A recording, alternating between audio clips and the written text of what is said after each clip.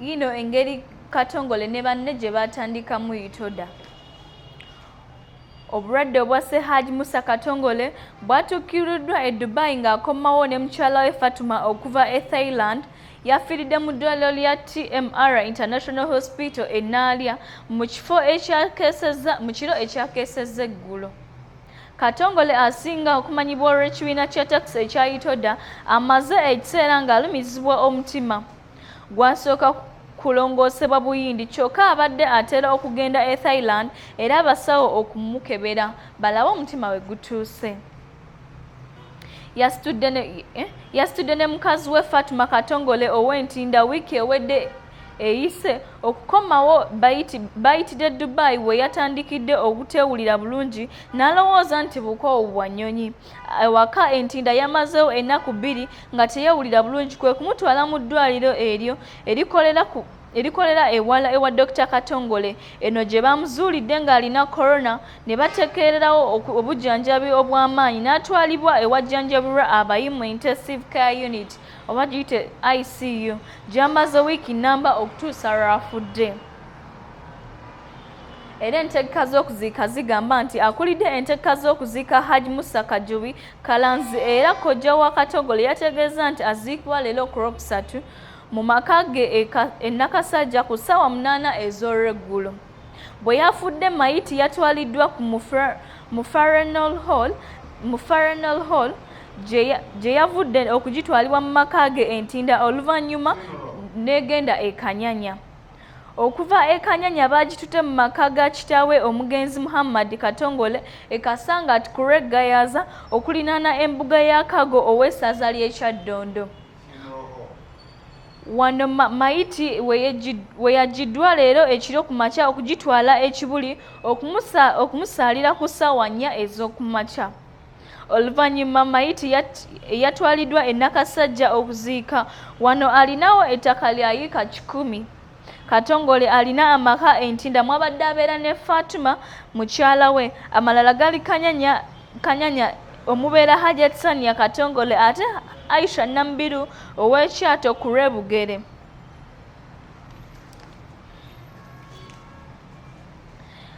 Oluvannyuma lwa NRM okujja mu buyinza mu 1986 omulimu gwa takisi gwali gukulirwa ekitongole kya UPC Mugowa ekyalina ofiisi waggulu wa paaka enkadde ku Market Street. Takisi ezaali wansi w'ekibiina kya Kampala Tax Services.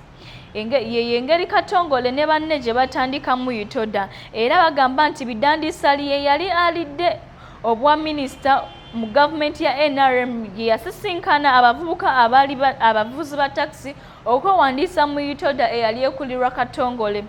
Bano kwaliko Katongole, Sale Semakula, Chris Sengoba, gattako abantu abakulu abakulirwa Christopher Kaggwa, Mitwalo Nkanga eyasooka okuba ssentebe. Mu kiseera kino Katongole yali avuga takisi za Bugerere era siteegi eno ye yali omulonde okugenda ku kakiiko akafuzi aka Itoda. Sengoba eyali omumyuka wa Katongole mu Itoda Kampala agamba nti Katongole yasooka kubeera mumyuka wa Mitwalo Nkanga kyokka mu 1991 balaba nga ebigendererwa bya Itoda tebituukwako bulungi kwe kulonda Katongole n'akwata enkasi ate Sengoba n'amumyuka. Okutereeza takisi bassaawo enkola okuli okugoba babbulooka ne bassaawo ba gayidi ne babawa n'amataawo okulagirira abantu obutafuna buzibu nti waneno waliwo takisi. Ekimu ku bizibu Katongole bye yamalawo ng'emigugu gy'abasaabaze okubula, yassaawo enkola ya takisi okutikkira ku nnamba. Ekirala n'assaawo ofiisi ezikola ku bizibu by'abasaabaze gattako abakulembeze buli stage.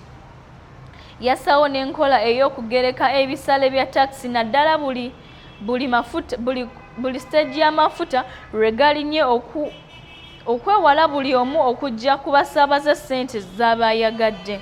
Bassaawo n'ekitongole ekikwasiza amateeka okukakasa nti buli wa takisi agonderera ebiragiro bya Itoda.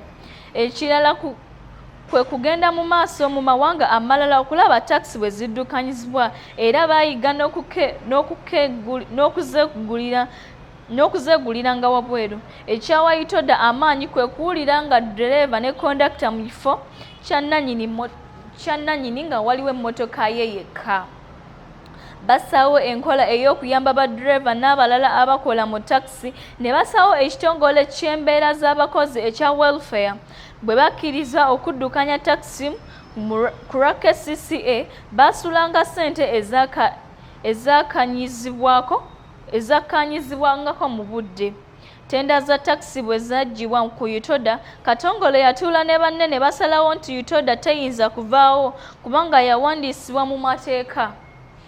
Kwe kusalawo okusigala nga baluŋŋamya abadde mu takisi olwo Aba-Itoda ne badda mu mirimu emirala. Ate ye munnaabwe William Katumba n'atandika bbaasi za awakula ennume. Nkuliko eyo nnyo abasasi.